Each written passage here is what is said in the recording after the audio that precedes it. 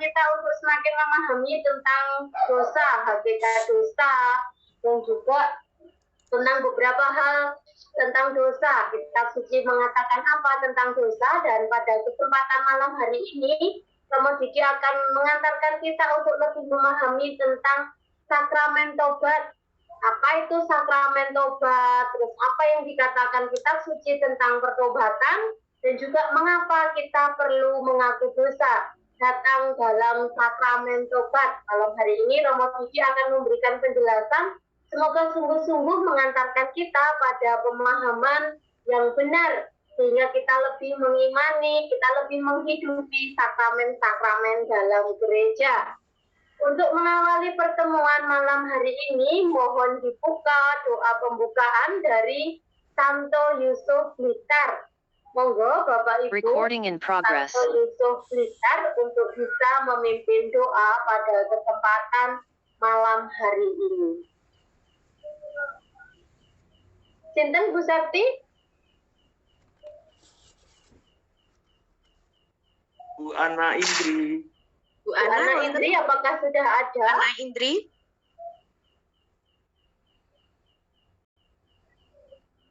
Mungkin Bu Ana bisa Indri. diwakili, monggo. Oh, Ana Indrinya belum Mas ada. Ignatius Joko Susanto. Monggo. Sudah ada di sini Bapak Ignatius Joko. Malam Bapak Ibu Saudara dan Romo.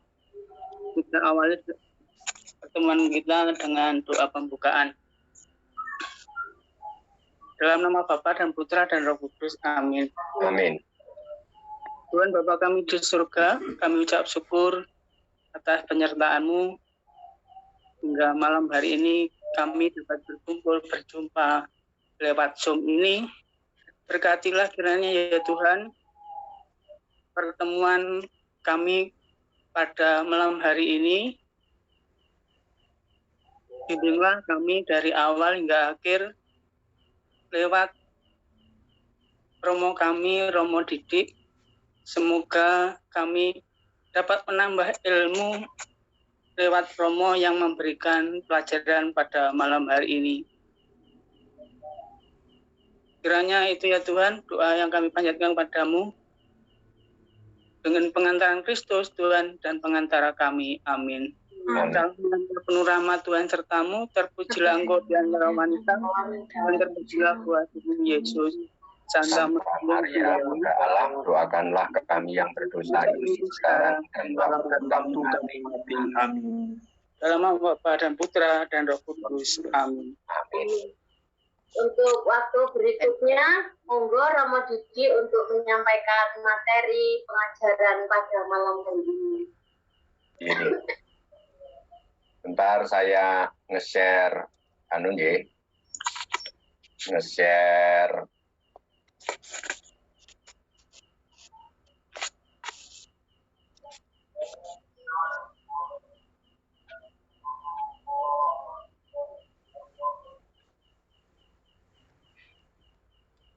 sakramen tobat.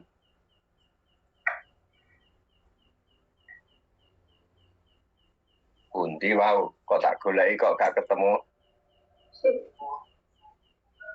Sakramen tobat.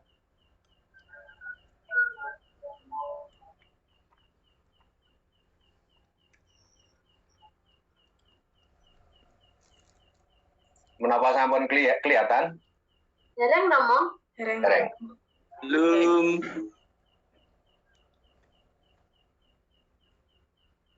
Sakramen Tobat 2.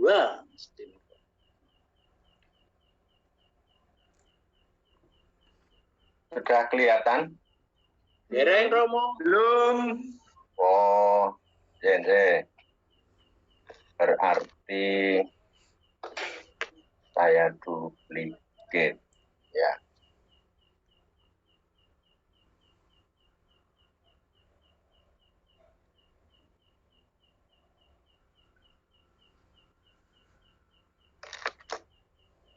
Terus pundi? Sampun kelihatan? Dereng Romo. Oh, saya keluar dulu sebentar ya. Iya Romo. Pak, saya bantu mau. Dibantu ya Romo? Bisa. Oh, bisa kok, bisa. Oh ya. Nah, Sakramen tobat.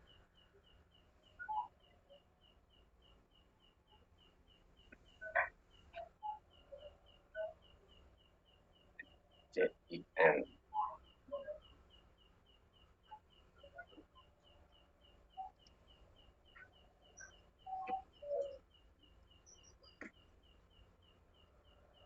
Duh, minta maaf kok.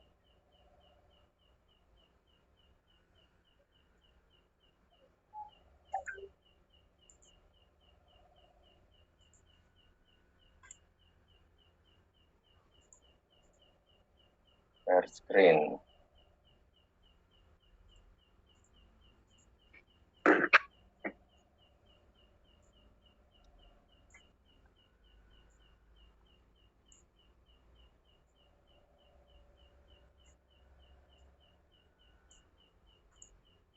Oh, sorry, dereng kula klik share screen nek desktop.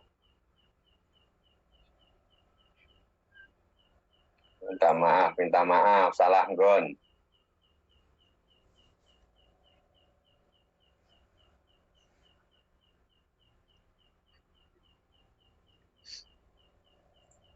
Saya ulangi kembali, nggih. nggih Romo. Tapi share screen.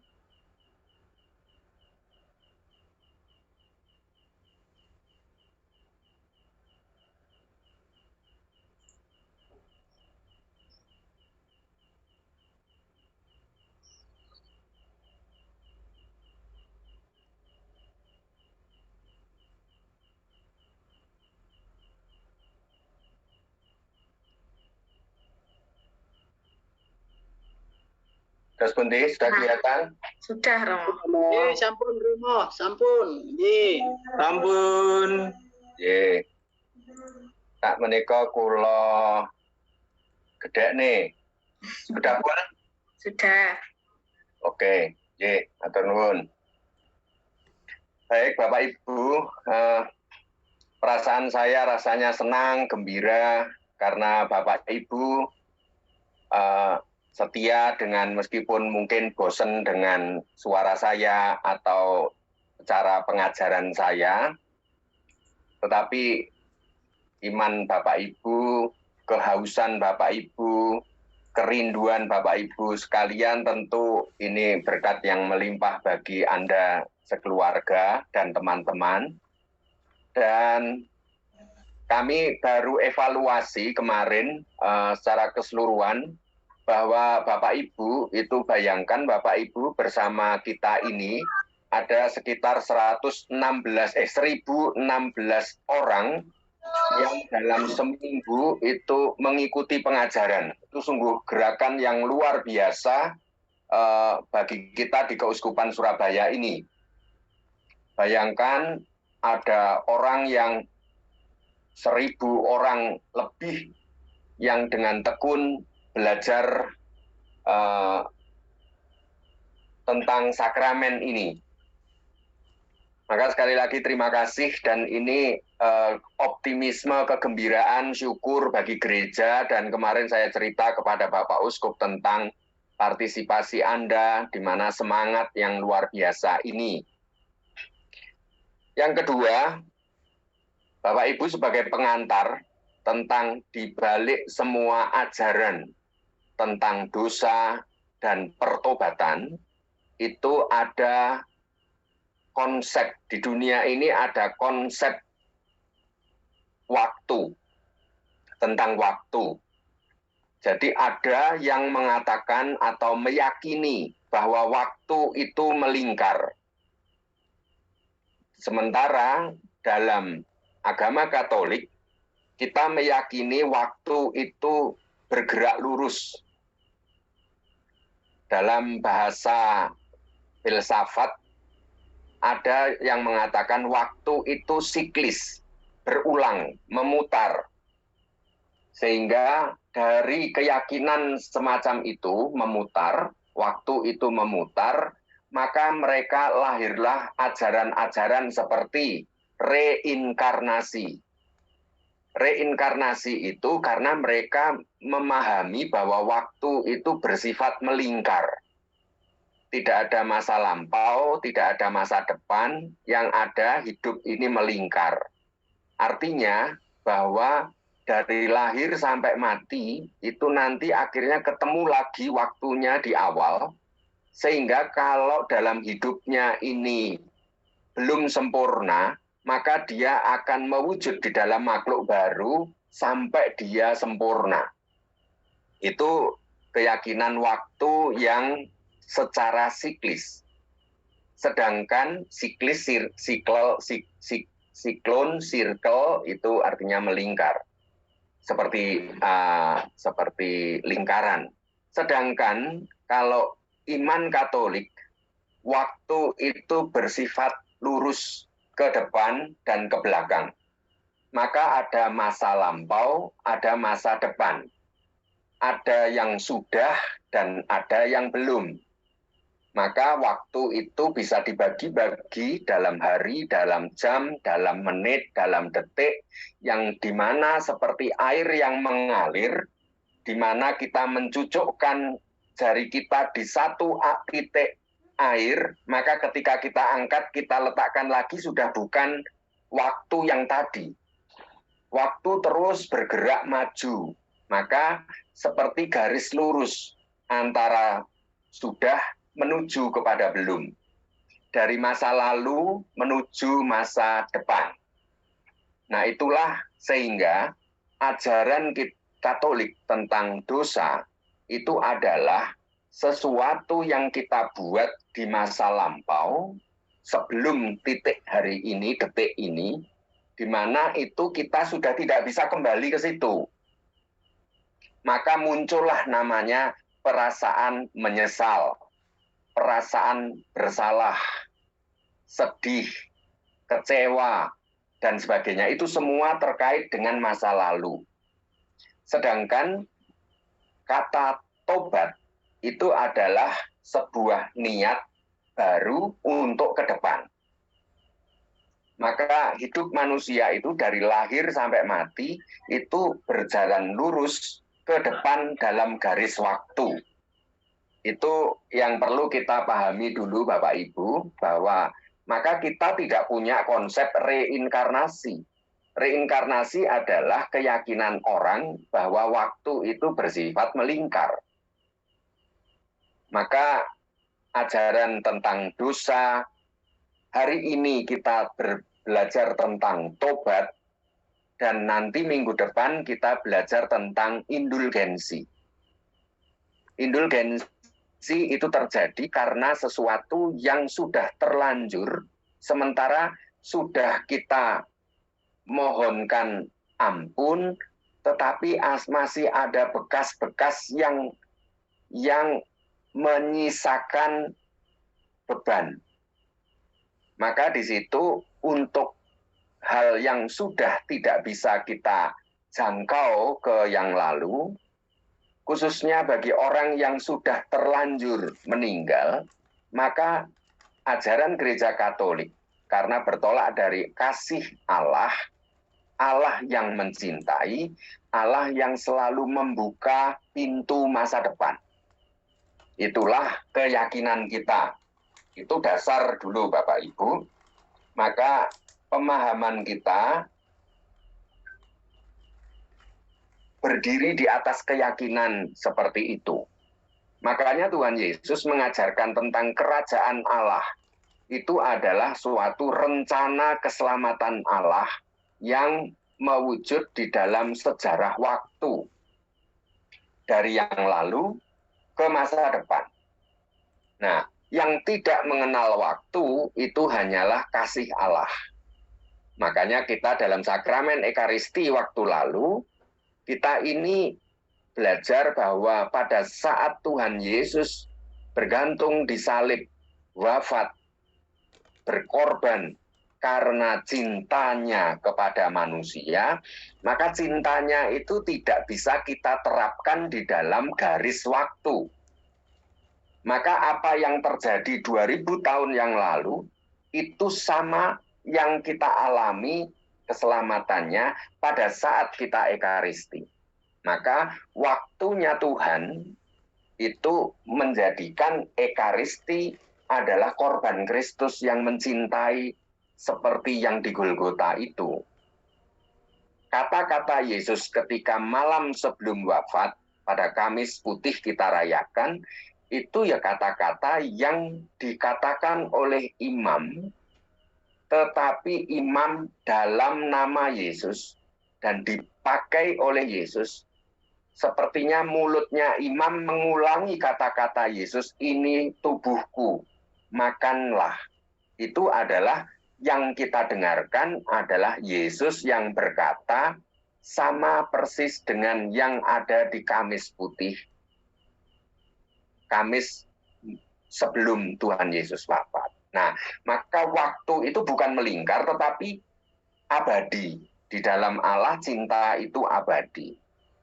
Nah, ini nanti juga akan kita pahami di dalam tobat bahwa waktu kasih Allah yang abadi itu tetapi bagi manusia yang berjalan lurus ke depan.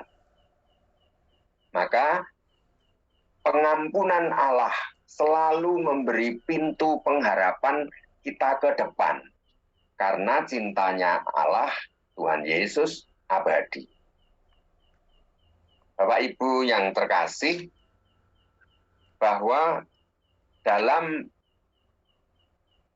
ini saya akan sebagai pengantar, itu akan saya membacakan kata-kata Santo Agustinus. Dia mengatakan begini, siapa yang mengakukan dosanya, di sana dia sudah bekerja sama dengan Allah yang abadi tadi. Kita yang hidup di dunia ini, tetapi bekerja sama dengan Allah yang abadi. Allah menggugat dosa-dosamu. Kalau engkau juga menggugatnya. Allah mengampuni dosa-dosamu, kalau kamu juga mengampuni dosa-dosa sesamamu. Maka itu yang menjadi doa Bapa kami. Engkau lalu bergabung dengan Allah. Nah, pada saat di ruang pengakuan, itu kita sedang bekerja sama dengan Allah, bergabung dengan kasih Allah. Manusia dan pendosa ini seakan-akan memang kita harus dibedakan. Manusia dan pendosa.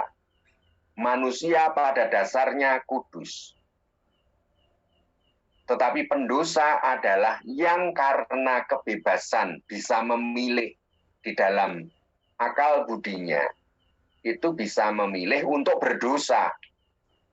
Makanya manusia dan pendosa seakan-akan, meskipun tidak beda, dalam pribadi yang sama, tetapi harus dibedakan. Kalau berbicara tentang manusia, Allah lah yang menciptakannya. Jadi manusia adalah karya Allah yang merupakan gambaran dirinya. Itu manusia. Tapi kalau kita berbicara tentang pendosa, manusialah yang menciptakannya. Jadi Tuhan tidak menciptakan manusia, tidak menciptakan pendosa, tetapi menciptakan manusia yang kudus. Tetapi Tuhan itu menganugerahkan juga kepada kita kebebasan supaya kita menjadi kudus. Maka kudus adalah pilihan kita, tetapi bisa juga tidak kita pilih. Nah, itulah rahasia hidup yang sampai sekarang sulit dijelaskan. Di satu sisi Allah yang mencintai, tetapi cara mencintainya memberi kebebasan. Robohkanlah apa yang telah engkau ciptakan, dosa, supaya Allah menyelamatkan apa yang Ia ciptakan. Kalau engkau mulai jijik akan apa yang engkau ciptakan, dosa, mulailah karya-karyamu yang baik, karena engkau menggugat karya-karyamu yang buruk, mencabut, membuang yang buruk. Pengakuan akan karya-karyamu yang buruk adalah awal dari karya yang baik. Maka karena kita ini pendosa, justru ketika kita ini secara bebas mengakui kedosaan kita, disitulah perbuatan baik yang memulihkan kita dari pendosa menjadi manusia yang dicintai Allah. Seperti rencana penciptaan. Engkau melakukan kebenaran dan datang kepada terang.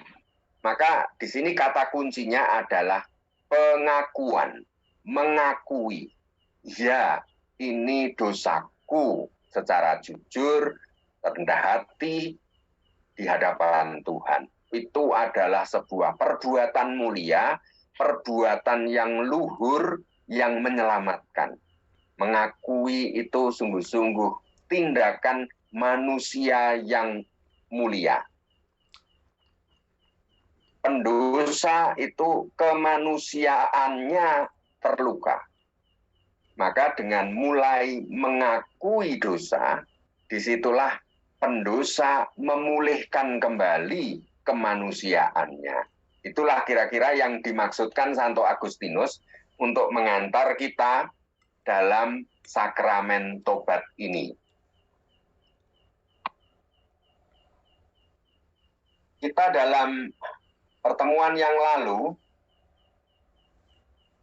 kita mengutip dari 1 Yohanes 3 ayat 4. Setiap orang yang berbuat dosa melanggar juga hukum Allah. Karena apa?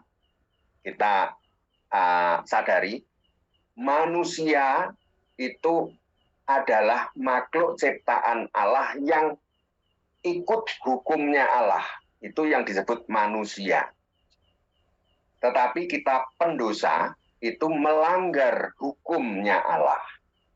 Sebab dosa ialah pelanggaran hukum Allah. Maka ketika berdosa kita berbalik dari Tuhan.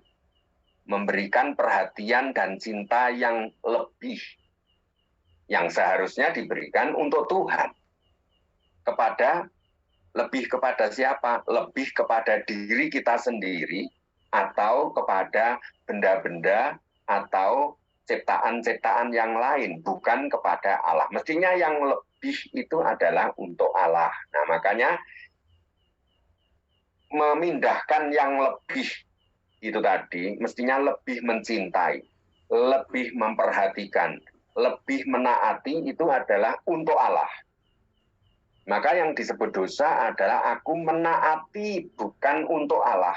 Makanya orang berzina itu misalnya adalah menaati hukum yang buatan nafsu kita. Itu yang kita taati. Karena hati nurani kita sebenarnya membimbing kepada hukum Allah. Itu maksud yang dikehendaki Tuhan. Ini yang kita kutip, kita baca dalam pertemuan yang lalu dari Injil Yohanes bab 20 ayat 21 sampai 23. Maka kata Yesus sekali lagi, ini adalah sesudah Tuhan Yesus wafat, lalu menampakkan diri kepada para murid sebelum naik ke surga. Maka Tuhan Yesus mengatakan, Shalom, Airene, damai, rahayu, kanggo kowe kabeh, untuk kalian. Kalau di dalam bahasa Arab, Shalom alaikum. Dalam bahasa Ibrani, Shalom alaikem. Maka itu artinya damai sejahtera bagi kalian. Sama seperti Bapa mengutus aku, demikian juga sekarang aku mengutus kamu.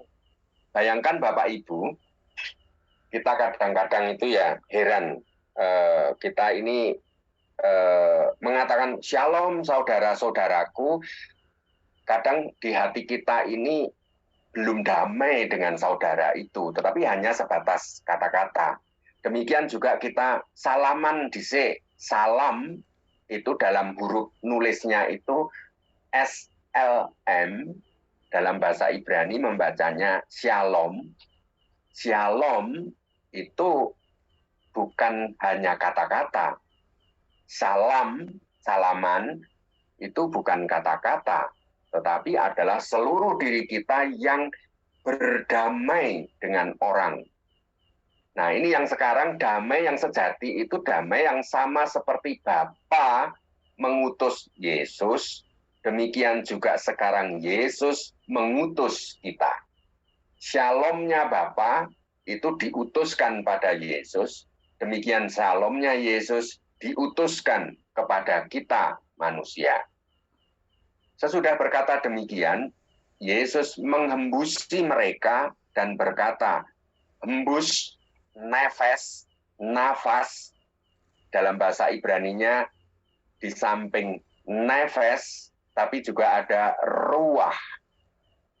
Maka ini ada dua kata yang dipakai, nefes dan ruah kados, roh kudus. Menghembusi itu adalah Yesus sebagai manusia, menghembuskan nafasnya. Nafas itu kalau positif, kalau negatif nafsu.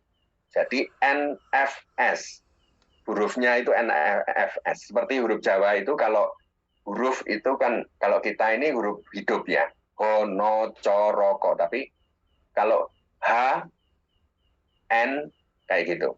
Nah ini nefes itu NFS. Nafsu itu adalah nafas manusia yang semakin menurunkan martabat kemanusiaan. Kalau manusia turun berarti tingkatan bawahnya adalah hewan. Hewan, tumbuhan. Lalu batu, material. Nah itu kita menurunkan ketika menggunakan nafsu. Sedangkan Yesus menefes, menghembusi mereka dan berkata ternyata nafasnya Yesus sebagai manusia itu adalah Roh Kudus, rohnya Allah. Maka Tuhan Yesus ketika mengembusi nyuwuk kepada para murid tidak terus adem, gulumu kroso adem apa ora, itu nefes. Tetapi yang ternyata yang dikatakan Yesus, nafas Allah kuberikan kepada kamu. Jikalau kamu mengampuni dosa orang, dosanya diampuni. Dan jikalau kamu menyatakan dosa orang tetap ada, dosanya tetap ada. Ini dikatakan kepada para rasul. Nah, ini ada dua tafsir. Tafsir yang pertama, itu yang seperti kita yakini. Maka Yesus menghembuskan nefesnya, itu mengalirkan Roh Kudus Allah.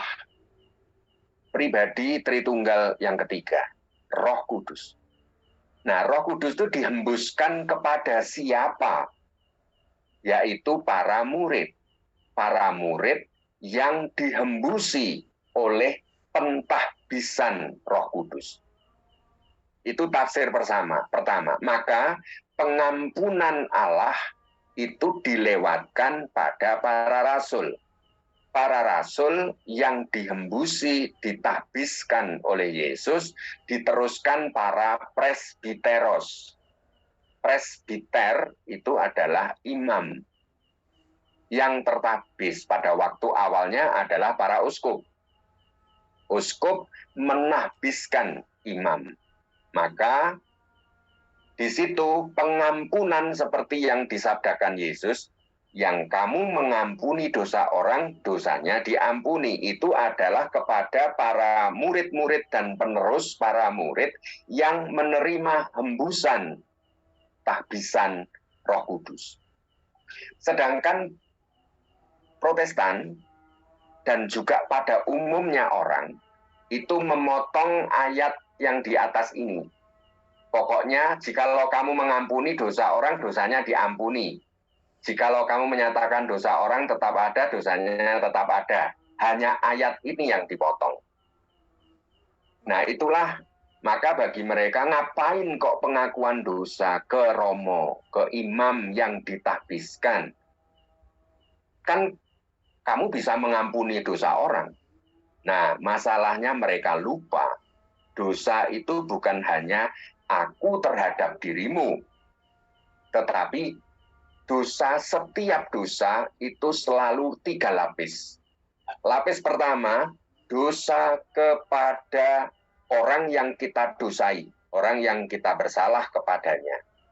Yang kedua, dosa terhadap gereja. Karena kita ini sudah dibaptis dan dikuduskan sebagai tubuh mistik Tuhan Yesus. Berarti juga kalau kita menodai tubuh Tuhan Yesus, jadi yang dimaksudkan menodai tubuhnya itu bukan rokok pertama-tama, tapi adalah ketika kita berdosa. Nah, di situ lapis yang ketiga adalah kita kalau berdosa itu juga berdosa kepada Allah. Nah, ini yang dilupakan oleh kebanyakan orang, 2 lapis ini. Seakan-akan dosa itu hanya urusan aku dengan kamu, aku dengan dia. Padahal dosa itu berlapis 3 dalam setiap dosa. Ya, baik. Moga-moga pengantar ini jelas bagi Bapak Ibu. Sehingga kita sudah bisa menjelaskan kalau orang, loh kenapa harus pengakuan? Kalau mau Natal, Paskah, atau Sabtu, atau kita merasa berdosa, kenapa harus ngakunya ke ruang pengakuan? Kan cukup kita ini ngomong langsung kepada Tuhan, atau ngomong kepada orang yang kita salahi, minta maaf, atau orang yang bersalah ke kita, kita maafkan. Cukup toh. Lupa bahwa jejak-jejak digital dosa itu bukan hanya dalam sesudah minta maaf, atau sesudah memaafkan. Tetapi jejak itu dalam hubungannya dengan gereja, dan hubungannya dengan Allah yang tidak terhapus. Ya, sekali lagi seperti CCTV di rumahnya Verdi Sambo. Itu ngiranya alatnya sudah dirusak, ngiranya sudah beres. Tapi ternyata tersimpan di cloud, tersimpan di dalam data centernya Google, data centernya seluruh Indonesia tersimpan, di Telkom tersimpan. Kita nggak pernah ngerti, nggak kelihatan. Memang yang kelihatan itu CCTV. Pokoknya selamat nak CCTV ini wis dirusak, hard disk dirusak, wis beres. Padahal ada 2 jejak yang lain yang sebenarnya belum beres. Jadi Bapak Ibu, Kristus menghendaki gereja melanjutkan karya penyembuhan dan penyelamatannya. Jadi karena kebebasannya tadi manusia itu, Allah karena mencintai, Allah juga menyadari memberikan obatnya.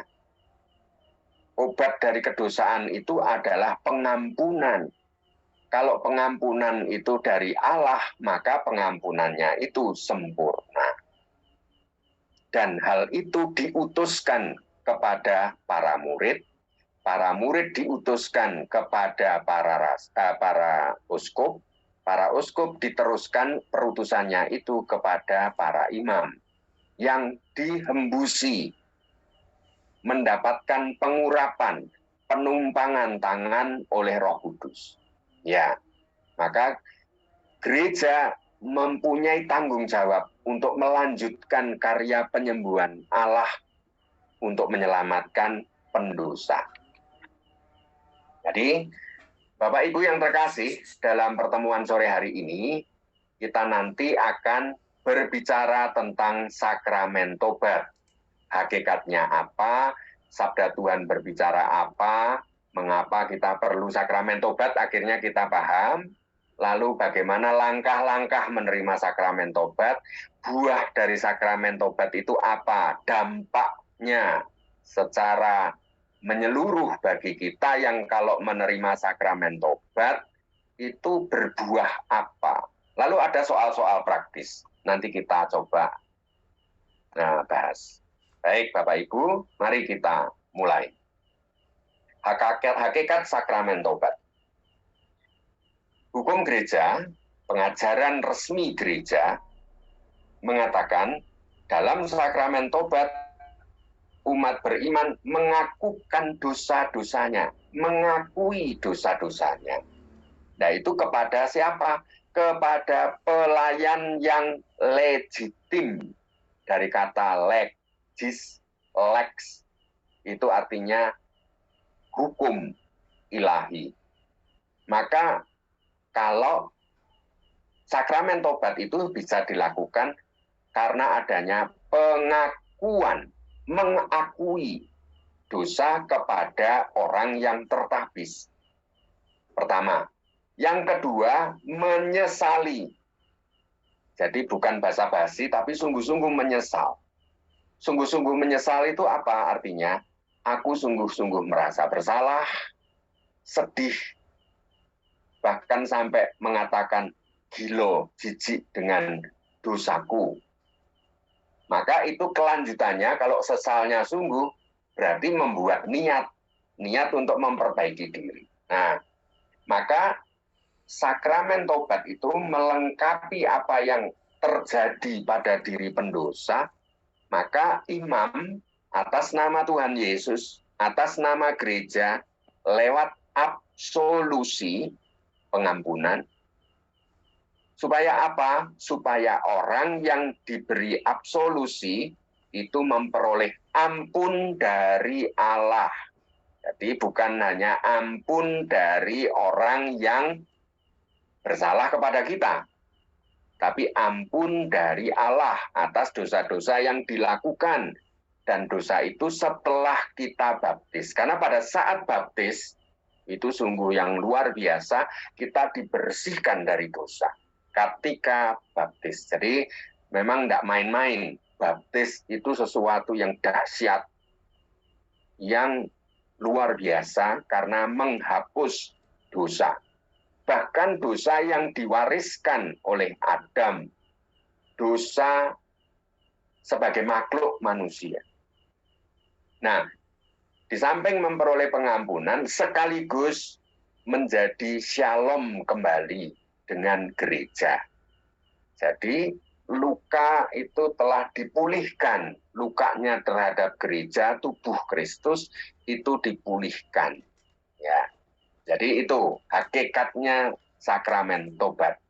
Mengakui dosa, menyesali, berniat, terus menerima absolusi. Maka bentuk sesal itu dinyatakan dengan doa tobat. Doa tobat sebagai bahasa gereja yang kita ungkapkan dalam mulut kita, bahwa kita sungguh menyesali. Ya. Nah, pertanyaannya adalah, sesudah dibersihkan, baju sudah dicuci, di laundry, harum, bersih, berkilau, tapi ternyata kena kotor lagi. Nah, baptisan adalah pernyataan pertobatan kita yang pertama dan mendasar. Jadi orang yang mau dibaptis itu adalah pertobatan yang mutlak pertama. Makanya disebut baptis itu sungguh-sungguh kita lahir baru di dalam Roh Kudus. Lalu jika bersatu dari bertobat, dipulihkan, dibaptis, lalu langsung bergerak kelet masuk dalam persekutuan gereja. Namun ternyata kenyataannya, faktanya kita masih tetap dapat jatuh dalam dosa. Kebebasan itu tetap ada. Meskipun sudah baptis, manusia yang utuh adalah punya kebebasan untuk mencintai Tuhan. Nah, maka kalau kebebasan untuk mencintai itu tidak digunakan, itulah yang disebut dengan jatuh dalam dosa. Kita tetap dipanggil untuk senantiasa bertobat. Bayangkan Bapak Ibu, alam semesta ini itu mengajarkan kalau Bapak Ibu menebang dahan pohon, kalau masih ada aliran hidup, maka dia akan bertunas kembali, harapan kembali. Tunggul isai bertunas kembali. Meskipun sudah dipotong jadi tunggul, tetapi akan tumbuh lagi, ada harapan.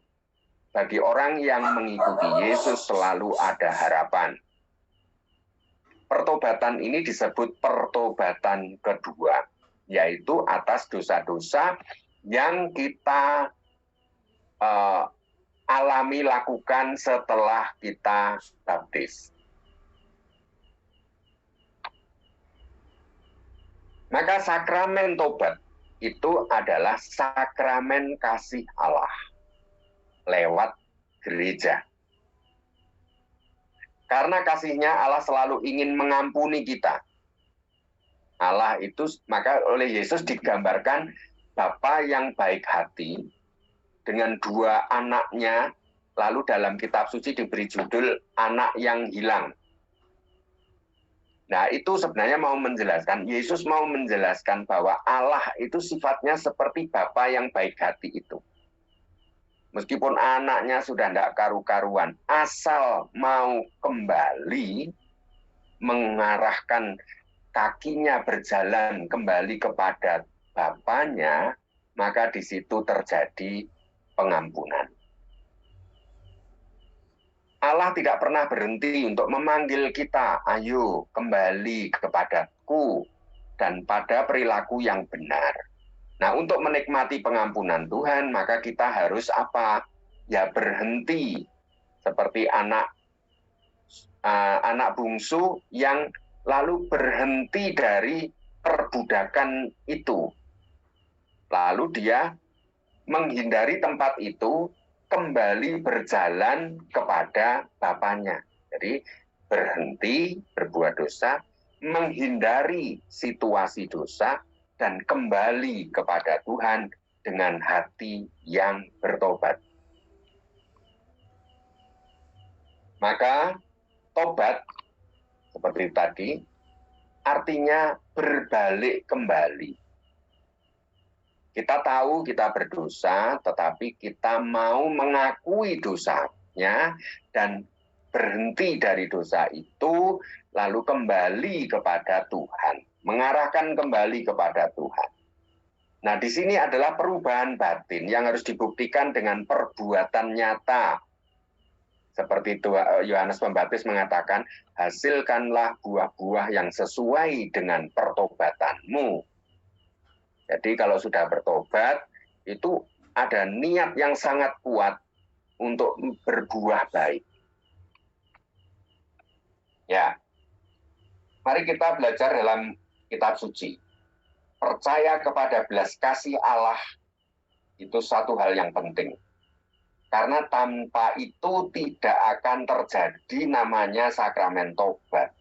Sakramen tobat itu sakramen belas kasih Allah. Kalau kita mengimani Allah yang pendendam, yang suka menghukum, tidak mudah mengampuni, Allah yang terus menghakimi dan mengamat-amati, menyalahkan, itu bukan Allah yang dikenalkan oleh Tuhan Yesus. Maka dari sudut iman kepada Yesus itu bukan Allah yang benar. Allah yang benar adalah kasih. Nah, oleh kasih itu maka kita selalu ada harapan. Nah, itu hal yang penyesalan itu menjadi tragis. Kalau kita ini tidak mau kembali kepada Tuhan. Contohnya Kain. Dalam kitab Kejadian 4. Kain berkata kepada Tuhan, hukumanku itu lebih besar daripada yang dapat kutanggung. Nah, seakan-akan itu. Seakan-akan Tuhan, engkau tidak mampu mengampuni dosaku karena dosaku ini besar. Merendahkan Tuhan. Yudas Iskariot, padahal kalau seandainya Yudas Iskariot mau mengakui, menyesali, dan kembali bergabung dengan anak-anak Tuhan, maka dia selamat. Tapi sayang, dia itu kebebasannya dia. Dia akhirnya tidak mau mengakui. Dia menyesal. Karena Yesus yang dipikirkan ternyata meleset. Bayangannya dia, Yesus itu pahlawan hebat, sakti, maka aku beruntung double 2. Dia sudah menjual dapat duit, Yesus akan menumpas semuanya gitu. Dia bayangannya Yesus itu sakti yang dicobai oleh dia, pokoknya nanti akan dahsyat ini. Ada mujizat, Yesus tidak akan mati meskipun ditombai kayak apa gitu. Itu imannya Yudas kayak gitu. Iman yang keajaibannya seperti para dukun yang dibuka oleh pesulap merah itu ya.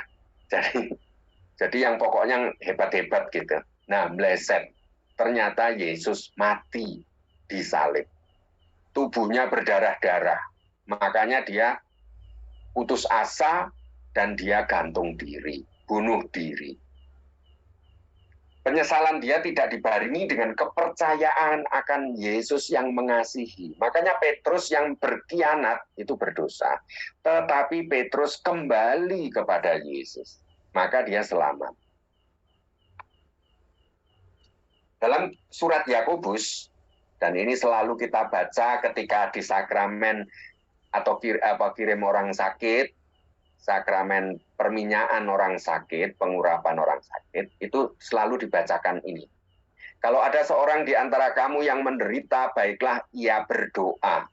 Kalau ada seorang yang bergembira, baiklah ia menyanyi. Artinya, kita ini empati dengan sesama kita. Kalau ada seorang di antara kamu yang sakit, maka bentuk empatinya apa? Ia memanggil para penatua jemaat, itu presbiter. Penatua jemaat adalah orang-orang yang dipilih oleh para rasul untuk diurapi dengan Roh Kudus, itu yang dipanggil. Supaya mereka mendoakan dia, serta mengolesinya dengan minyak. Sakramen pengurapan orang sakit dalam nama Tuhan. Ini sekali lagi ditafsirkan oleh teman-teman kita yang Protestan. Pokok penatua jemaat berarti orang yang lebih dituakan. Intinya itu. Lupa bahwa ini menerjemahkan dari imam, presbiter. Orang yang dituakan itu orang yang diurapi oleh para rasul. Dan doa yang lahir dari iman akan menyelamatkan orang sakit itu. Maka sakramen perminyakan membutuhkan iman. Iman yang melayani sakramen, iman gereja, dan iman dari orang yang sakit itu. Maka akan menyelamatkan orang sakit itu dan Tuhan akan membangunkan dia. Maka ini pertama-tama sakramen orang sakit itu makanya bukan untuk orang mau mati, tetapi orang sakit. Jika ia telah berbuat dosa, maka dosanya itu akan diampuni. Yaitu dengan pengurapan minyak tadi dan didoakan lalu pengampunan. Karena itu hendaklah kamu saling mengaku dosamu dan saling mendoakan supaya kamu sembuh. Doa orang yang benar bila dengan yakin didoakan sangat besar kuasanya. Makanya Bapak Ibu, orang yang menerima sakramen itu perlu disiapkan imannya supaya beriman pada misteri sakramen itu. Maka kalau doa yang lahir dari iman itu sangat luar biasa, besar kuasanya. Maka sakramen tobat itu juga sakramen penyembuhan. Bergabung dalam surat Yakobus tadi, sakramen penyembuhan itu adalah pengurapan minyak orang sakit dan pengampunan, tobat. Itulah maka surat Yakobus 5 itu tadi menjadi dasar biblis dari sakramen tobat dan sakramen pengurapan orang sakit. Maka jelas sakramen tobat dan mengakukan dosa di hadapan imam memiliki landasan Alkitab dan tradisi apostolik. Jadi mengapa gereja Katolik memiliki tradisi sakramen ini? Karena memang itu sudah sejak Yesus ke para rasul kepada presbiter, para uskup lalu dengan para imam, dan itu diteruskan sampai sekarang. Artinya apa? Gereja Katolik setia kepada apa yang diperintahkan dan dilakukan oleh Tuhan Yesus. Jadi tafsir yang kita anut adalah tafsir yang diimani oleh para rasul, bukan tafsirnya orang yang tidak mengimani lagi para rasul.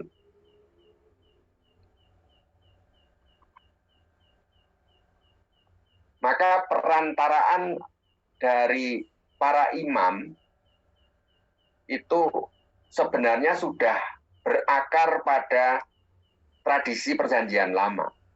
Misalnya dalam kitab Imamat disebutkan peran imam. Orang membawa korban penebus salah itu kepada imam. Kemudian mengadakan pendamaian antara orang itu dengan Tuhan agar ia diampuni dalam kitab Imamat. Umat yang bertobat membawa juga korban silih, yaitu korban jiwa yang hancur. Jadi bukan pertama-tama pada barangnya, sapi, kambing, merpati, atau hasil bumi, itu silih bertobatnya, wujud tobat. Yang kita namakan sekarang ini adalah penitensi. Jadi yang pertama-tama bukan barangnya, tetapi rasa sesal. Jiwa yang hancur karena sesal, yang dengan tulus atas segala dosa yang diperbuatnya.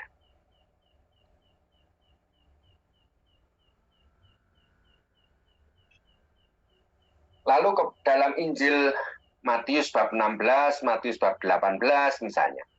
Ini makanya Petrus, kepadamu Petrus, itu adalah pimpinan para rasul, yang diteruskan sampai sekarang namanya Paus.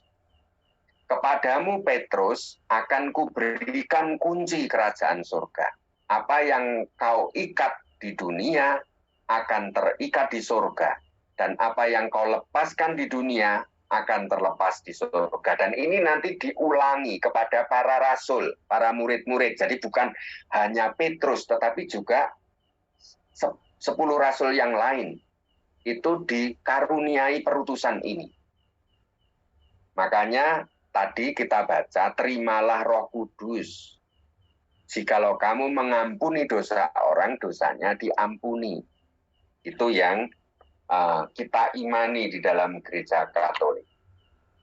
Maka kita ini, gereja mempunyai kewajiban, panggilan, perutusan, tugas untuk meneruskan para rasul kepada mereka yang telah dipercayakan pelayanan untuk mendamaikan umat beriman dengan Allah. Maka mengampuni dosa orang yang sakit pada waktu mereka para penatua presbiter mengunjungi mereka. Itu terus diteruskan sampai hari ini dan sampai akhir zaman. Nah, ini yang saya berikan daftar, nanti silakan untuk diperdalam sendiri terkait dengan daftar ini. Jadi bahwa dasarnya apa? Penderitaan sebagai akibat dosa di dalam perjanjian lama itu tentang ungkapan tobat itu misalnya berkumpul mengaku dosa, berpuasa itu sebagai silih, mengenakan kain kabung itu ungkapan tobat, dan duduk di atas abu atau menaburkan abu di kepala itu ungkapan tobat. Lalu mempersembahkan korban bakaran dan selanjutnya. Nah, di dalam perjanjian baru tadi sudah kita singgung, sejak awal karyanya di depan umum, Tuhan Yesus menyerukan pertobatan. Kerajaan Allah sudah dekat. Bertobatlah dan percayalah. Tuhan Yesus menghubungkan pengampunan dan penyembuhan. Tadi kita ada lihat, pewartaan datangnya kerajaan Allah berarti yang namanya Allah, kerajaan Allah datang itu artinya Allah sendiri yang berbelas kasih, empati, dan selalu bersedia mengampuni. Itu yang disebut kerajaan Allah. Maka Bapak Ibu, kalau kita meniru sifat Tuhan ini, kita ini selalu ada belas kasih, selalu siap mengampuni, tidak membolehkan dendam sedikit pun tinggal di dalam diri kita. Maka disitulah datang kerajaan Allah pada Anda. Maka kuasa mengampuni dimiliki oleh Tuhan Yesus. Bahwa anak manusia itu diberikan kuasa untuk mengampuni dosa. Ya. Sekarang pokok-pokok penting dalam melangkah tahap-tahap dalam menyiapkan dan melaksanakan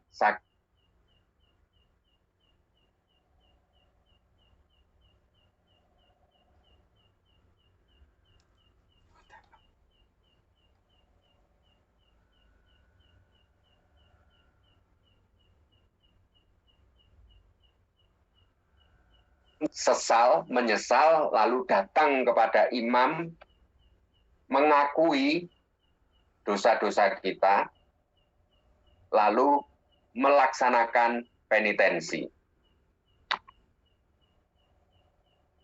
Kalau diperinci, itu akan jadi tahapnya banyak. Misalnya sesal itu kayak apa? Satu, pertama, memiliki dua kesadaran. Dua kesadaran itu apa? Yaitu satu, Allah adalah kasih. Itu yang harus disadari dulu. Kalau kita mengakui dosa, maka ada katekese sebelumnya, ada saat hening, itu pertama-tama menyadari bahwa Allah adalah mengasihi. Kasihnya berlimpah ruah bagi orang yang berdosa yang mau kembali kepadanya. Kedua, bahwa umat beriman menyadari bahwa dosa yang dilakukan telah mencemari kekudusan Allah dan kekudusan gereja. Jadi, dosa kita itu kita sadari bahwa berlapis 3. Perbuatan salah kita, kepada diri kita, hidup kita, kepada dunia, orang lain, dan sebagainya.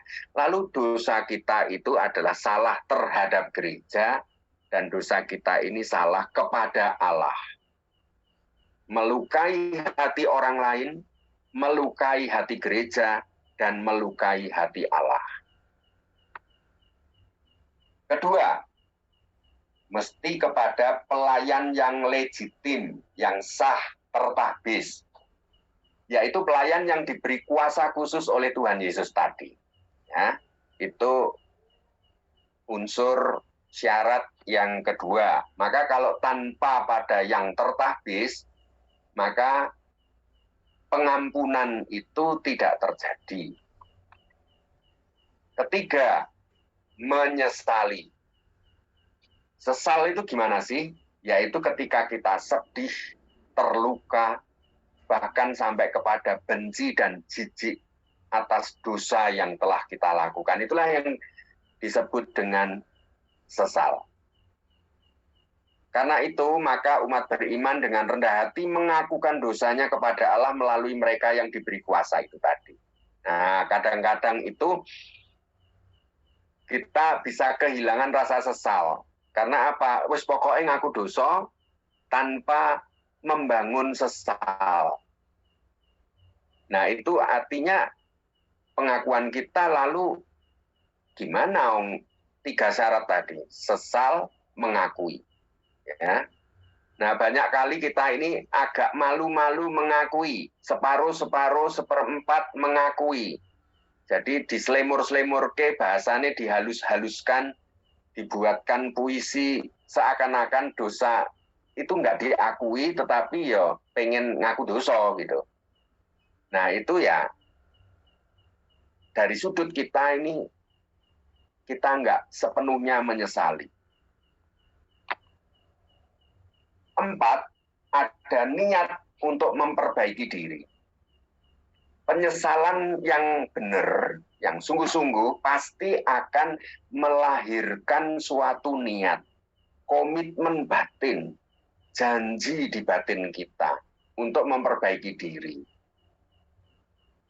Artinya tidak melakukan dosa lagi. Paling paling tidak kita ini pada saat mengakukan dosa ini sungguh-sungguh mau mengakhiri situasi yang buruk ini, mengakhiri perbuatan itu. Tentu penyesalan dan niat untuk memperbaiki diri bukan hanya sebatas perasaan dan kata-kata, tetapi komitmen batin di hadapan Allah untuk tidak melakukan dosa lagi.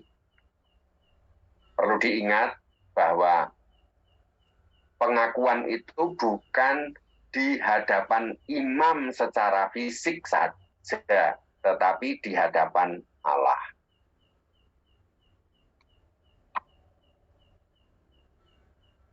Lalu menerima absolusi dari imam. Lewat absolusi, maka orang yang mengakui dosanya tadi, yang bertobat tadi, atau disebut penitens, memperoleh ampun dari Allah atas dosa yang dilakukan. Karena dengan rendah hati telah mengakukan dosanya dan dengan sepenuh hati berkomitmen untuk tidak berbuat dosa lagi. Melalui pengampunan yang diberikan oleh pelayan yang diberi kuasa tadi, oleh Allah melalui gerejanya. Jadi ini yang saya ulang-ulang supaya kita selalu ingat bahwa pengampunan itu dari Allah melalui gereja kepada kita. Jadi 3 lapis itu tadi. Maka keenam yang terjadi apa? Kita diperdamaikan kembali dengan gereja. Kita shalom kembali dengan gereja. Karena setiap dosa melukai gereja yang kudus. Pengampunan yang diberikan Allah melalui pelayan tadi sekaligus memperdamaikan kita dengan gereja. Artinya dipulihkan kembali hubungan kita dengan tubuh Kristus. Nah, sekarang buah-buah dari sakramen tobat. Dampak akibat dari sakramen tobat itu adalah pertama, terjadi pengampunan dosa bagi orang yang sudah dibaptis itu. Yang kedua, pendamaian dengan Allah. Yang ketiga, pendamaian dengan gereja. Makanya sakramen tobat itu memberikan pemulihan kepada kembali keadaan berahmat seperti setelah kita baptis. Penghapusan hukuman kekal. Jadi karena dosa-dosa berat tetapi kita mau mengakui dan menyesal, kalau tidak diakui dan tidak disesali itu akan hukuman kekal. Jurusannya neraka, gitu ya, jurusannya itu neraka. Karena hukuman kekal. Nah, lalu yang ketiga, kalau dosa-dosa ringan itu penghapusan disebut hukuman sementara, hukuman kecil yang merupakan konsekuensi dari dosa. Keempat, sakramen ini juga memberikan akibatnya apa? Dampaknya apa? Kita menjadi shalom, damai. Hati nurani menjadi lega. Karena apa? Sebenarnya suara hati itu terus mendorong-dorong. Bayangkan sudah 30 tahun tidak mengaku dosa. Hati nuraninya itu menjerit-jerit tapi tidak pernah didengar. Seperti anak, kita punya anak yang terperosok di lubang jalan, teriak-teriak minta tolong. Nurani kita itu seperti itu. Tapi kita ini sibuk dengan HP. Ada yang lebih penting.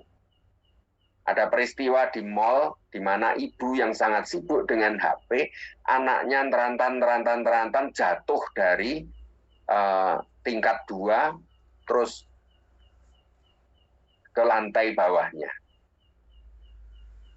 Nah, orang-orang yang meneriaki ibu itu jari-jari, bu, anakmu, bu, anakmu. Karena kita ini sibuk dengan HP. Ya, akhirnya suara hati dibungkam. Tidak diabaikan, tidak diperhitungkan. Lalu kita juga menerima penghiburan roh. Roh Kudus memberikan penghiburan kepada kita yang telah diampuni. Lalu bertambahnya kekuatan rohani untuk berjuang dalam kehidupan Kristiani. Hidup menjadi lebih kuat dan lebih kudus. Itulah yang disebut bahagia. Bahagia itu adalah shalom, damai. Hati nurani kita ini sungguh tidak terganggu. Lalu ada penghiburan oleh Roh Kudus. Lalu kuat rohani kita. Ya, itu yang disebut bahagia. Sekali lagi 3 lapis tadi ya. Dipulihkan hubungan dengan sesama yang kita menerima korban dosa kita, lalu didamaikan dengan gereja dan didamaikan dengan Allah. Ya. Makanya Bapak Ibu ada berbagai nama-nama di dalam sakramen tobat ini yang mau menekankan aspek-aspek tertentu, sudut pandang tertentu, maka disebut sakramen tobat. Karena disitulah sakramen untuk bertobat, untuk kembali kepada Bapa, karena telah menjauhkan diri dari Tuhan akibat dosa. Maka menyebutnya sakramen tobat. Nah, sekarang dari situasi tercemar karena dosa, lalu dipulihkan, dimurnikan, maka disebut sakramen pemulihan. Nah, unsur hakiki dalam pengakuan dosa dalam sakramen tobat itu mau mengakui dosa-dosanya, tidak malu, tidak takut, tapi betul-betul mengakui, maka disebut sakramen pengakuan. Karena yang di situ adalah belas kasih Allah mengampuni melalui imam yang memberi absolusi, maka disebut sakramen pengampunan. Nah, karena dengan sakramen itu juga terjadi perdamaian dengan gereja, perdamaian dengan sesama dan dengan Allah, maka disebut sakramen pendamaian. Maka ada banyak nama dalam sakramen ini. Ya. Mari kita lihat sejenak soal-soal yang biasanya dipertanyakan dalam sakramen tobat. 1. Kita bisa mengaku dosa langsung kepada Allah. Untuk apa minta pengampunan dari imam? Nah, tadi yang saya singgung. Loh, yang berhak mengampuni dosa manusia kan Allah. Dari mana imam kok memiliki kewenangan memberi pengampunan? Nah, maka kita sudah bisa menjawab. Tadi di dalam Injil Yohanes dijelaskan. Yakobus menjelaskan. Lalu pertanyaan nomor 3, untuk apa mengaku dosa? Toh nanti juga berbuat dosa lagi, bahkan dosa yang sama. Itu sama dengan Bapak Ibu, ndak mau nyuci baju, ndak mau mandi. Wong sudah dimandikan, kok kotor lagi? Ya udah, nggak usah mandi, toh besok kotor lagi. Kayak gitu. Jadi orang yang menjaga kesehatan, maka dia berusaha kalau kotor segera mandi. Bukan untuk memain-mainkan air, bukan. Bukan untuk mencobai Tuhan. Pokoknya ini seakan-akan Tuhan itu bisa disiasati dengan pikiran licik kita. Seakan-akan Tuhan itu tidak tahu. Makanya gini, tidak apa-apa dosa, nanti kan ada pengakuan. Nah, kayak gitu. Ya nanti kan diakukan lagi. Ya. Itu yang sering terjadi, memanipulasi pertobatan. Lalu malu mengakukan dosa. Takut nanti jangan-jangan Romo ini ngapalkan saya, terus kalau ketemu Romo ini badi-batinnya itu ngungkit-ungkit atau menanyai saya, terus Romo tidak lagi menghargai saya karena tahu dosa-dosaku. Nah, itu yang juga keliru. Karena apa? Karena imam sudah disumpah dalam tabisan untuk tidak akan membocorkan. Makanya Bapak Ibu, Romo memang tahu banyak tentang dosanya umat, tetapi Romo begitu keluar dari ruang pengakuan itu sudah tidak mau mengingat lagi. Dan setelah ruang pengakuan, kalau ditanya, maka saya berbohong demi kekudusan sakramen ini. Maka saya mengatakan, saya tidak tahu. Kalau toh pada saat itu saya masih ingat-ingat sedikit, maka saya ngomong tidak tahu. Ya, karena demi kerahasiaan, kepercayaan perutusan Allah. Nah, ada juga yang gini, pengakuan dosa dijadikan curhat atau konsultasi. Ini juga tidak memahami tentang hakikat sakramen. Di ruang pengakuan itu bukan curhat. Ruang pengakuan itu bukan konsultasi.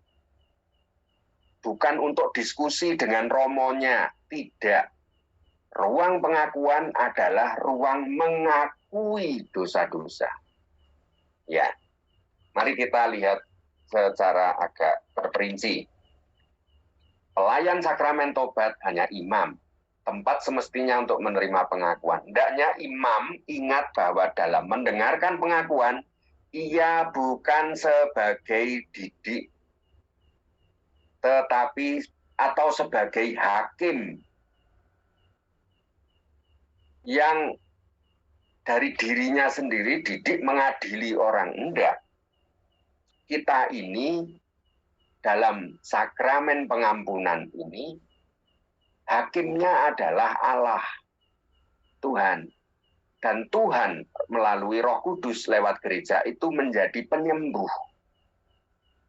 Maka di sini imam menjadi pelayan keadilan untuk terjadinya shalom, pendamaian, belas kasih ilahi. Maka di situ imam harus selalu ingat. Rahasia sakramental ini, kalau omongan, maka Bapak Ibu nanti bisa menjelaskan kepada umat di lingkungan Anda. Dalam katekismus gereja Katolik, dalam kitab hukum kanonik, itu sungguh-sungguh ditekankan.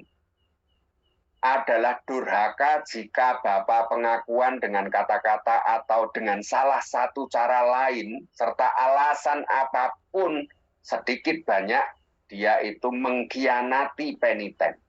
Kalau dia membocorkan.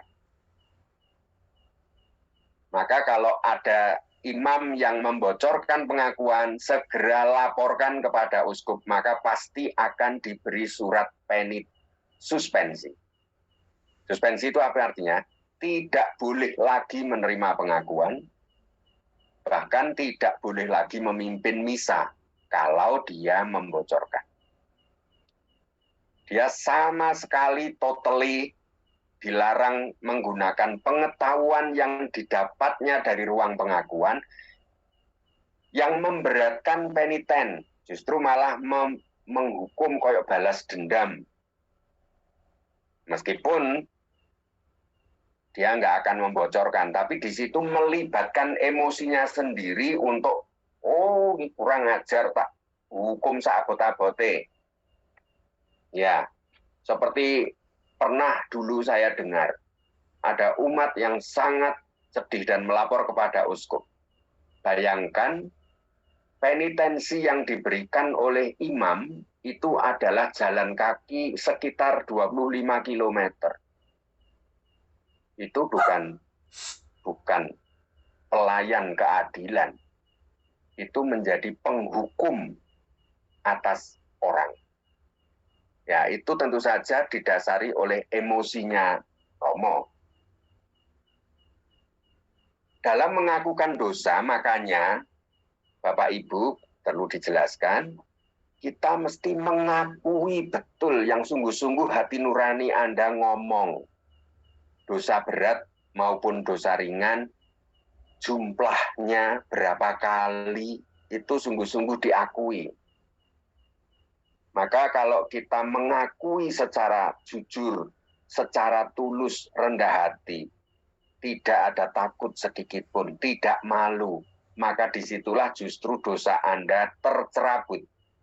Sungguh-sungguh laundry-nya itu sungguh-sungguh total noda bersih. Tetapi kalau kita sembunyi-sembunyikan, ya yang disembunyikan itu tidak mendapatkan pengampunan. Karena kita sembunyikan, artinya sesal kita tidak sungguh-sungguh. Bapak Ibu, Anda juga bisa melaporkan kepada uskup misalnya kalau Anda mau mengaku dosa, tentu dengan wajar, lalu imam tidak mau. kecuali nanti hal-hal tertentu. Misalnya, ada seorang gadis telah berbuat dosa dengan romonya. Romonya berbuat dosa dengan gadis itu. Lalu gadis itu mengaku dosa kepada romonya itu. Nah, itu yang nggak boleh. Maka romo itu menolak pengakuan. Romo itu harus melakukan pengakuan kepada imam lain. Demikian juga si gadis itu harus melakukan pengakuannya bukan kepada imam di mana mereka berdosa, tetapi dengan imam lain. Tapi kalau ada juga, misalnya saya menolak pengakuan karena apa? Sang istri ini diseret oleh suaminya ke pastoran, ke gereja, dan dipaksa oleh suaminya untuk mengaku dosa. Jelas kita menolak, ya.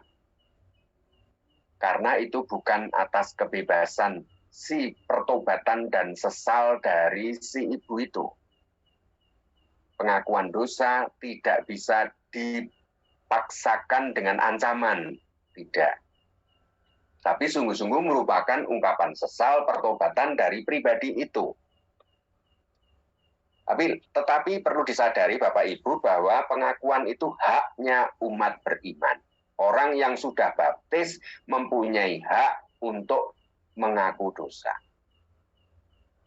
Maka di sini di dalam kitab hukum kanonik 1388 ayat 1 jelas-jelas dikatakan, kalau romo itu secara langsung melanggar rahasia ruang pengakuan, terkena hukuman yang disebut ekskomunikasi late sententie, yang hukuman ini hanya boleh ditarik kembali oleh paus. Jadi uskup pun tidak bisa lagi menyelamatkan imam itu. Maka itu hukumannya sangat berat.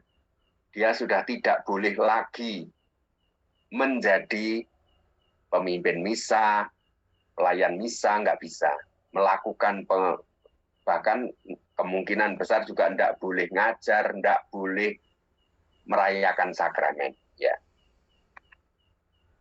Maka Bapak Ibu, sekali lagi, sakramen tobat bukan konsultasi, bukan curhat. Kalau konsultasi atau curhat, silahkan di ruang konsultasi pastoran atau paroki. Atau juga sakramen tobat itu bukan malah melaporkan tentang kejahatan orang lain. Malah di situ ngomong banyak yang intinya bahwa aku ini tidak dosa loh, sebenarnya yang dosa itu penyebabnya orang lain. Tidak. Justru itu di situ Anda di ruang pengakuan menambah dosa Anda. Karena di ruang pengakuan tidak melakukan pengakuan atas dosa dan tidak membangun sesal, tetapi malah menyalahkan orang lain. Maka imam kadangkala harus memotong. Kalau sudah mulai konsultasi curhat, dipotong. Ditanya, maaf Bapak, Ibu, atau saudara, saudari, apa yang kamu akui sebagai dosa? Makanya sebenarnya sakramen tobat itu tidak pernah lama.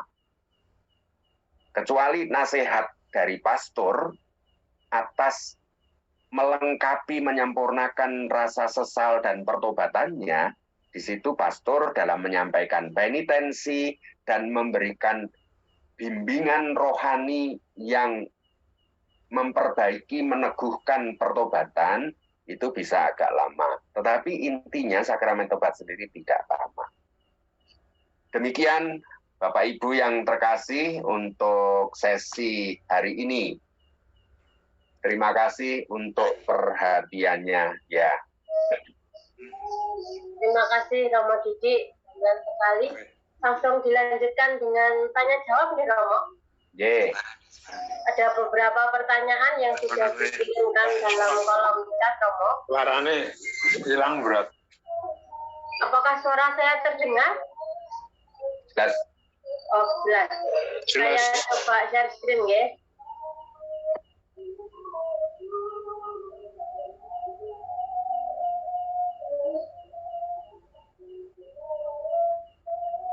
Apakah sudah kelihatan kelihatan Romo Bapak Ibu? Sudah. Monggo Romo, berikut dari Ibu Septina, Ibu Ya. Santi. Tadi tentang pengantar dari Romo Didi, menanggapi pengantar Romo Didi tentang terimalah Roh Kudus. Jikalau kamu mengampuni dosa orang, dosanya diampuni. Dan jikalau kamu menyatakan dosa orang tetap ada, dosanya tetap ada. Apakah mungkin seseorang yang sudah mengakui dosa, dinyatakan dosanya tetap ada, terlebih oleh pribadi yang sudah menerima Roh Kudus? Ya. Monggo Romo Didi. Ya. Tadi yang saya tekankan adalah mengampuninya. Tetapi kuasa itu sebenarnya juga kuasa untuk menyatakan dosamu tetap ada. Artinya bahwa jikalau ada hal-hal yang terkait dengan misalnya dia melawan Roh Kudus atau ada hal-hal lain, misalnya nanti akan ada tahap berikutnya karena dosamu yang ini tetap ada. Misalnya aborsi. Aborsi itu membunuh. Maka tidak cukup dengan pengampunan yang biasa. Karena itu adalah dosa berat. Maka itu harus dosamu dari dalam pengakuan ini, dosa yang itu tetap ada. Maka lalu dilanjutkan oleh imam berikutnya lagi dalam atas kuasa gereja, dalam semangat Roh Kudus, makanya lalu menghapuskan hukuman ekskomunikasi pada orang yang aborsi. Itu adalah tahap berikutnya.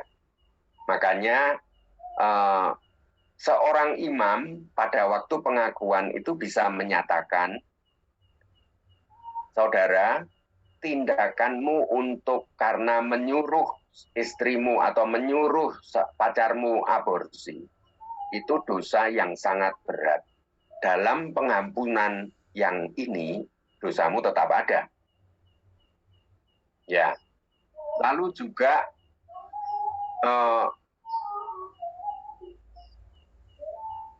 menunjukkan bahwa sebenarnya meskipun kemampuan itu ini adalah sebenarnya diberi kuasa. Seorang itu diberi kuasa, seorang tertabis itu diberi kuasa atas nama gereja. Itu untuk bukan hanya mengampuni, tetapi juga mengutuk. Itu sebenarnya ada kuasa. Nah, ini yang dulu sebelum Konsili Vatikan kedua itu yang diterapkan.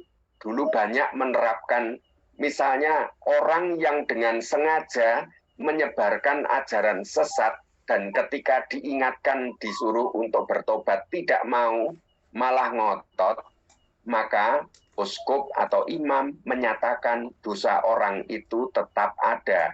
Bukan karena imamnya dendam pada orang itu, tetapi bahwa orang itu menolak pengampunan dan tawaran untuk bertobat. Maka itu yang dulu disebut dengan terkutuklah. Itu yang artinya dosamu tetap ada kalau begitu caramu. Ya, itu yang pertama. Yang kedua, Pak Sugeng Ignatius. Bisa digedein, Lus? Ini, sebenarnya di saya sudah besar, Romo. Sebentar, nggih. Gini terus.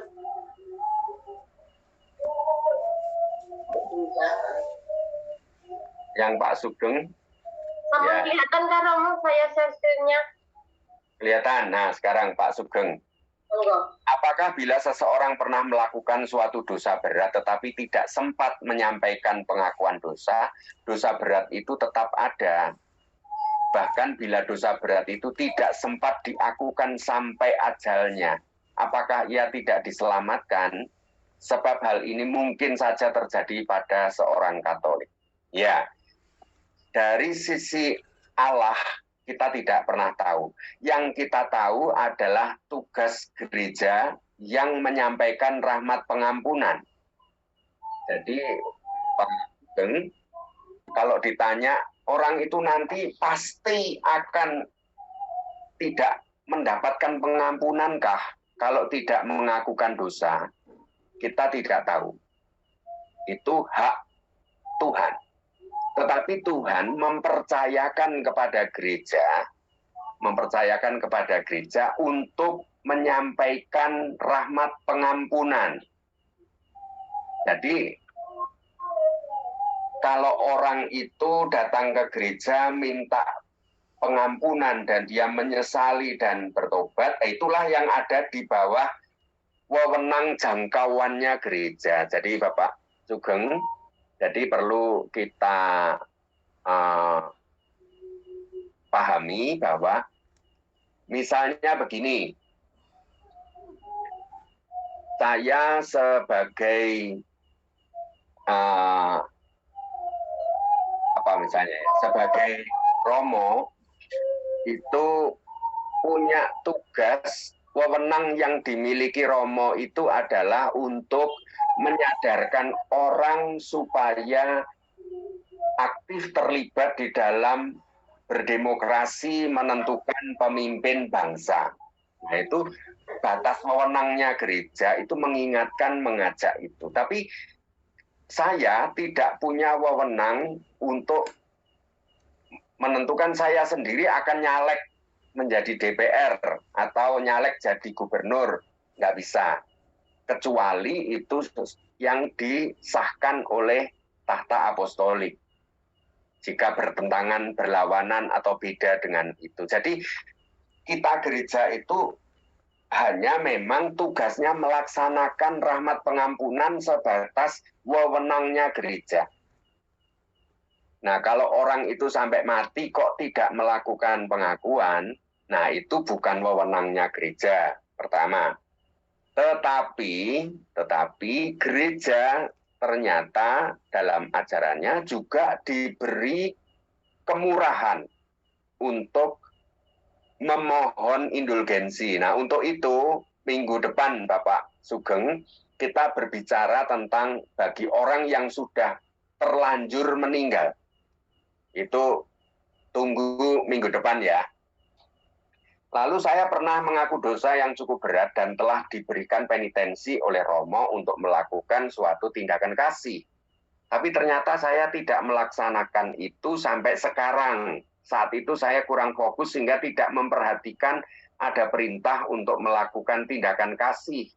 Dan saya hanya melakukan penitensi doanya saja. Apakah dengan begitu sakramen pengakuan dosa saya itu tidak sah? Sakramen tobatnya sah. Tetapi penitensi yang Anda sadari, kecuali kalau Anda sama sekali tidak tahu, tidak ingat, pada Romonya ngomong, tapi Anda tidak tahu, tidak ingat, tidak terbersit sedikit pun, Anda tidak salah. Pengakuan Anda sudah genap. Tetapi kalau Anda dalam perjalanan lupa, kurang perhatian, maka nanti di dalam pengakuan dosa berikutnya, akui itu, sampaikan kepada Romo. Yang kedua, lakukanlah menurut hati nuranimu yang merupakan tindakan kasih bagi sesama. Itu apa? Jadi yang muncul dari suara hati Anda, tapi tidak mengakali atau memanipulasi pengetahuan kita.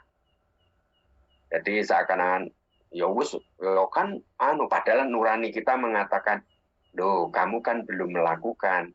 Maka tanyailah hati Anda, aku melakukan apa karena aku ingat ini. Jadi begitu Bapak Ibu, paling tidak ada dua langkah itu. Berikutnya Pak Laurentius Arinda. Kok nggak bergerak? Sudah pindah Romo? Belum. Atau kamu geser supaya slide yang kiri agak gede, Lus. Sehingga bisa saya baca yang di kiri. Kamu geser batasnya, ya. Oh enggak. Itu bukan bukan full screen, tapi kan ada batas antara slide ada batas, toh. Nah, batasnya kamu geser ke kanan, ya, geser ke kanan. Loh, ke kiri itu namanya, ke kanan, biar gede, ya, lagi sedikit lagi.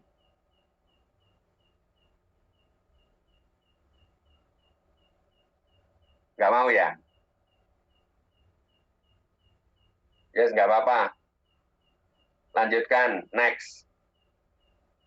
Pak Laurentius, apakah sama sekali tidak ada dispensasi pendelegasian tugas, misalnya kepada asisten imam, untuk pengampunan dosa apabila dalam keadaan darurat, misalnya untuk orang yang sakit parah dan ingin mengaku dosa, tetapi imam tidak bisa hadir. Nah, ini juga kita nggak punya wewenang untuk melakukan delegasi itu, kecuali hal yang memang sudah ditegaskan. Misalnya, membagi komuni, itu bukan mengubah tubuh roti menjadi tubuh Kristus, karena itu adalah batas wewenang imamat. Nah, sedangkan kalau melakukan pendamaian ini bukan wewenang kita. Misalnya seperti ini. Kita ini wewenangnya hakim untuk memutuskan hal yang melanggar hukum terhadap hukum publik. Ya, yang membuat keputusan itu ya diwakilkan siapa, Pak Camat atau Pak Kepala Desa atau Pak Bupati gitu ya. Kalau misalnya jauh kepada pengadilan, ya seperti itu. Untuk bisa membayangkan. Jadi kita tidak, misalnya perceraian, kita sama sekali imam tidak punya kuasa untuk menceraikan. Kuasa kita ini hanyalah menyatukan. Nah, seperti itu. Maka seperti pengakuan dosa kepada frater pun, kepada diakon pun yang sudah ditabiskan, itu tidak bisa. Nah, tetapi gereja menyatakan bisa untuk perkawinan. Misalnya diakon bisa memberkati perkawinan. Karena apa? Karena sakramen perkawinan pada intinya adalah antara laki-laki dan perempuan itu. Romo itu bukan yang memberikan sakramen. Yang memberikan sakramen itu adalah suami dan istri. Saling memberikan sakramen itu. Romo adalah mewakili gereja yang hadir, memberkati, dan mengesahkan pelaksanaan sakramen itu secara Katolik. Nah, seperti itu Pak Loren. Jadi kita di luar wewenang kita untuk sampai bisa memberikan dispensasi supaya asisten imam boleh memberi pengampunan dosa itu, kita nggak bisa, nggak punya wewenang itu. Dalam pelaksanaan sakramen tobat, terkadang kita merasa takut atau malu untuk mengungkapkan dosanya. Ya tadi, apakah diperbolehkan hanya untuk mengakui dosa-dosa yang memang ingin kita sampaikan, walau mungkin ada beberapa dosa yang belum dapat kita utarakan, karena ada rasa takut atau malu terhadap Romo pada saat melaksanakan pengakuan dosa. Ya, tadi sudah saya jelaskan, alasan dasar untuk malu dan takut sebenarnya tidak ada. Malu itu kalau nanti Romo itu lalu menilai kita, menganggap rendah kita, lalu terus-terusan tidak lagi akrab dengan kita misalnya. Tidak perlu khawatir. Romo tidak akan mempergunakan dirinya sebagai pribadi di luar ruang pengakuan. Ya, maka itu kalau Romo ada yang sampai menghina, merendahkan Anda, mengabaikan gara-gara itu, maka beritahukan kepada uskup. Tidak perlu takut untuk dibocorkan. Yang penting bahwa Anda lebih penting, kalau misalnya saya itu minta maaf kepada orang, atas kesalahan saya, meskipun nanti dianggap risikonya direndahkan atau loh kok didik kok ya kok sampai drosor ngono nyapa sih, dadak minta maaf. Ya mbok sok nggak usah Pak, itu nanti malah nggak berwibawa di mata orang. Bagi saya lebih baik dianggap tidak berwibawa daripada saya tidak minta maaf. Maka resiko dari minta maaf bagiku kalah nilainya dibandingkan nilai dari minta maaf. Demikian juga nilai pengampunan bagi dosaku ini masalah urusan keabadian. Hidup kebahagiaan kita, relasi kita dengan Tuhan, dengan gereja, dengan sesama. Maka jangan sampai nilai pengampunan itu dikalahkan oleh rasa malu dan rasa takut. Jadi karena gereja sudah menjamin, Romo enggak akan bacorkan. Romo enggak akan nanyai itu di luar ruang pengakuan. Kalau ada yang melakukan itu, laporkan ke uskup. Maka dia pasti dipecat. Ya, pasti dipecat. Jadi sudah enggak mungkin lagi, enggak boleh lagi untuk menerima pengakuan dosa ya. Jadi enggak usah takut Pak. Ya, selanjutnya. Jika seorang istri sebelum aborsi dilerai oleh suami, tetapi si istri tetap melakukan aborsi. Tapi jika si suami lebih tegas dan memberi penjelasan yang baik tentang aborsi, hal tersebut bisa dicegah. Ya. Apakah dalam hal ini si suami juga terlibat ambil bagian dosa berat ini? Jelas tidak. Karena suami dengan tegas dan memberi penjelasan kepada istri itu. Dengan segala upaya. Tapi kalau istrinya diam-diam, ya sudah, suamiku melarang tanpa sepengetahuan suaminya. Lalu dia akhirnya pergi melakukan aborsi. Maka si suami itu tidak berdosa berat. Si ibu yang berdosa berat. Maka ibu sebaiknya mengaku dosa. Ya. Kalau dalam kasus aborsi jangan terkejut Bapak Ibu, pengakuan dosa di dalam ruang pengakuan itu terjadi 2 kali. Karena yang pertama dosanya tetap ada. Yang pertama hanya untuk dosa-dosa yang selain aborsi. Tapi untuk aborsi, dosa itu dilakukan pengakuan tersendiri lagi. Jadi ada 2 tahap dalam pengakuan dosa. Nah, kalau aborsi, maka ini yang terutama, mengapa pastor harus melapor kepada uskup. Tapi bukan melaporkan namanya siapa, enggak. Pastor itu hanya melaporkan kepada Bapak Uskup. Bapak Uskup, pada hari tanggal sekian, saya melakukan absolusi, pembebasan dari hukuman ekskomunikasi kepada 1 orang. Hanya itu aja. Jadi karena memang yang punya kuasa itu hanya uskup untuk kasus aborsi dan pembunuhan. Nah, karena uskup di suatu keuskupan, dia memberikan surat kuasanya uskup itu kepada imam karena tertabis imamat. Yang mestinya adalah itu hanya haknya uskup, ya. Tapi hukum gereja itu memperkenankan uskup untuk menyampaikan kepada imam itu mewakili uskup menyampaikan pengampunan, pembebasan dari ekskomunikasi itu tadi. Ada uskup yang tidak, makanya ketika Anda ada uskup yang tetap tidak menyerahkan kepada imam di paroki. Dia menyerahkan kepada vikep, wakil uskup di tingkat kevikepan. Atau ada keuskupan yang mereservir, artinya enggak, untuk kuasa pengampunan atas aborsi, maka hanya uskup. Maka romo yang menerima pengakuan itu akan memberitahu kepada ibu itu, ibu, mohon ibu melanjutkan untuk yang kedua karena dosamu tetap ada yang itu, maka datanglah kepada uskup.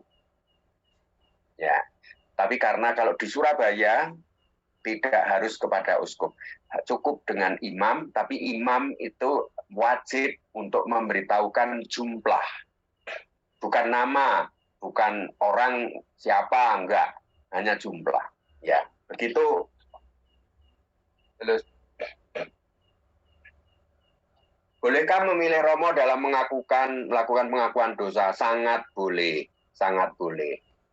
Makanya kalau mau memilih romo, upayakan bukan di masa Advent atau Prapaskah, karena di masa Advent atau Prapaskah menjelang Paskah itu karena jumlah romo itu sungguh-sungguh tidak proporsional dengan jumlah orang yang mengaku dosa. Kalau di dalam Paskah atau Advent, ya mengakulah dosa pada romo yang pada giliran Anda. Sekali lagi, sebenarnya semua romo tidak masalah. Hanya kita kadang-kadang memilih itu karena apa? Karena malu. Nah, malu itu sendiri sebenarnya tidak sepenuhnya menyesal. Artinya, sesal kita belum penuh. Maka itu ada sisa-sisa yang tidak kita akui. Kalau malu itu kan ada sesuatu yang tidak kita akui. Ya, maka tugas kita sebenarnya bebaskan dulu kita ini dari rasa malu. Atau menyesali kenapa aku malu.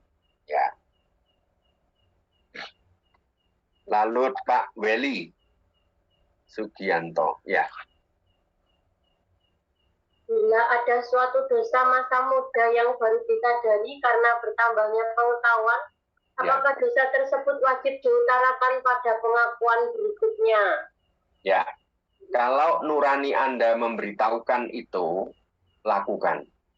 Ya, artinya ketika Anda mulai hatimu itu mulai, loh kamu dulu itu gara-gara karena mendapatkan kedalaman pengetahuan yang lebih. Sehingga, oh ternyata itu aku berdosa. Nah, maka itu lakukanlah di dalam pengakuan dosa. Maka Anda disempurnakan di situ. Jadi, tingkat kedalaman hidup rohani Anda itu lebih dalam lagi. Dan tentu itu semakin membawa kepada kekudusan. Ya. Jadi dosa itu bukan masalah lama atau baru. Tetapi ketika kita ingat, lalu kita akui, kita sesali, itulah yang penting. Sekali lagi selalu kita ingat 3 syarat dalam pengakuan itu. Pertama, saya menyesali. Yang kedua, kalau menyesali kok tidak diakukan, ya tetap dosanya tetap ada. Maka begitu menyesali, syaratnya dosa diketahui ada dosa, menyesali, lalu mengakui di hadapan imam, dan menerima absolusi. Nah itu yang baru disebut pengampunan dosa, dan kita didamaikan dengan gereja dan dengan Tuhan. Ya. Terima kasih Romo Didik, sudah habis pertanyaan-pertanyaannya. Terima kasih untuk malam hari ini sudah menyampaikan materi dalam Romo. Ada baru masuk 1 Romo, pertanyaan menyusul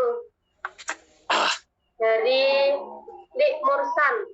Apakah dalam pengakuan dosa umat bisa sekaligus konseling kepada Romo? Karena akibat dosa sering berimbas pada kehidupan baik dalam keluarga maupun dalam kerja. Ya mungkin tadi sudah sering. Mungkin tadi belum datang ya. Kalau konseling, jadi di ruang pengakuan itu adalah untuk apa yang Anda sesali, Anda akui, dan Anda mintakan pengampunan absolusi. Hanya itu saja. Kalau ada hal-hal lain, silakan janjian dengan Romo untuk bertemu di ruang tamu pastoran. Untuk konsultasi, untuk konseling.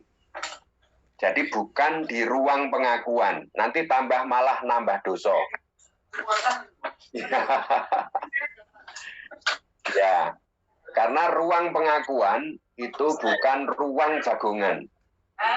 Ya, ya seperti di masa misa boleh nggak Romo? Kalau misa itu terus sekalian ada diskusi tentang khotbahnya itu didiskusikan gitu, boleh nggak Romo? Ya jelas nggak boleh, karena itu homili. Maka ruang pengakuan bukan ruang konsultasi. Kalau konsultasi adalah namanya pastoral ruang tamu. Itu untuk konseling, untuk konsultasi. Ya. Kalau di ruang pengakuan fokuskan pada apa yang Anda sesali, bukan masalah yang mau dipecahkan. Itu beda. Tapi Anda yang perlu diampuni oleh Tuhan, itu yang dilakukan di ruang pengakuan. Begitu. Terima kasih Romo. Rasanya sudah cukup untuk pertemuan malam hari ini. Nah, ini kita bisa selesai lebih awal nih. Kurang 15 menit sudah selesai. Bayar utang yang lalu saya ngepres waktunya lebih sedikit. Masih banyak yang tetap bertahan. Terima kasih Bapak Ibu semuanya yang sudah bertahan dalam kelas malam hari ini. Kami tetap menunggu untuk pertemuan-pertemuan yang akan datang.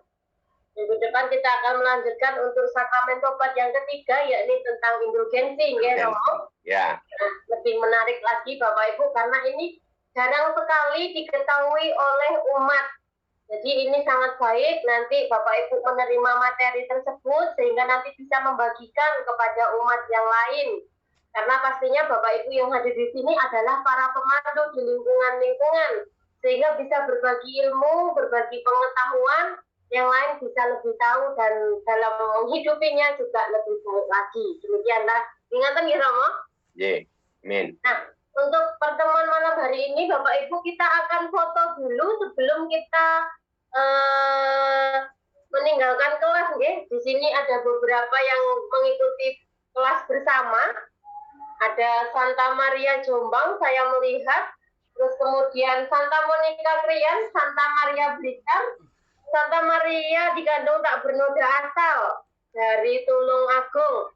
Ini Bapak Antonius Nuryanto juga bersama-sama dengan yang lain, ya, Bapak Antonius, Bapak Yosef Yuliarto dari Santa Maria Blitar bersama dengan Ibu, Bapak FX Sumadi juga sama, ya, lalu Bapak Ibu. Kita foto dulu. Slide yang pertama, Bapak Ibu mau dibuka kameranya. Ada Stasi Citra Harmoni juga sama-sama, ya. 1, 2, 3. Sekali lagi Bapak Ibu, yang slide 2, 1, 2, 3. Baik, slide ketiga, banyak yang belum terbuka kameranya. 1, 2, 3. Baik. Slide keempat, 1, 2, 3. Baik, saya akan coba untuk memfotokan Bapak Ibu yang mengadakan kelas bersama. Mohon bersabar ya Bapak Ibu. Maria Jombang. Coba satu-satu dulu. Ada sebentar. Kelihatan semuanya, nggih? Iya. Ini yang bareng-bareng banyak dulu, nggih, Bapak Ibu. Ada Romo Joko Sebenggalu, setiap sekali mendampingi Romo Joko. Romo terbaik di Asia Tenggara ini. Oh, wow, ini dari Petrus Paulus Blingi juga sama-sama. Wah, keren sekali. Bu Yulia Tuti. Sebentar. Nah, ini Romo yang dengan setia dan penuh cinta mendampingi Romo Joko. Oke, ini ada yang belum masuk kah? Citra Harmoni, Jombang, Krian, Santa Maria. Oke. Ambil gambar dulu ya. Bapak Ibu beli senyum termanis yang sama-sama. Satu, dua, tiga. Oke, luar biasa sekali. Oke. Untuk doa penutup dari Krian mohon disiapkan Mas Yosef. Salah satu mewakili untuk doa penutupnya. Oke.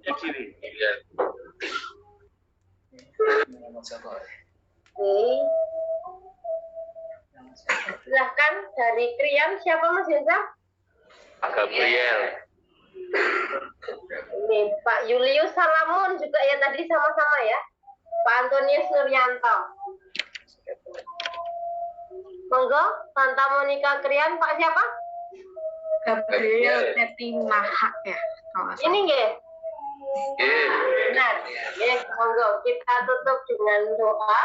Kita siapkan hati untuk berdoa. Terakhir kita mohon berkat dari Romo Suci. Monggo. Baik Romo, Bapak Ibu, kita siapkan hati untuk tutup pertemuan malam ini dengan doa dalam nama Bapa, Putra, dan Roh Kudus. Amin. Allah Bapa kami, Tuhan Maha Baik, Allah Maha Pemurah, syukur dan terima kasih kami tunjukkan padamu atas berlimpahnya rahmat-Mu yang malam hari ini boleh kami terima melalui materi yang disampaikan oleh Romo Didi tentang sakramen tobat. Semoga apa yang kami terima ini benar-benar kami dapat memahami, kami mengerti, dan akhirnya kami melakukannya dalam kehidupan kami, sehingga boleh menghasilkan buah-buah pertobatan, sehingga kami dapat menghadirkan kegembiraan dan sukacita bagi sesama kami dimanapun kami berada.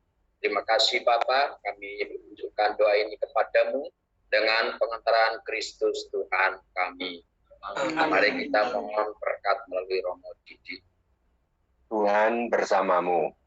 Semoga Romo, Bapak, Ibu, saudara-saudari sekalian, dan keluarga Anda, seluruh pekerjaan, suka duka hari ini, dan rencana-rencana Anda ke depan senantiasa disucikan dan diberkati oleh Allah yang Maha Kuasa, Bapa dan Putra dan Roh Kudus.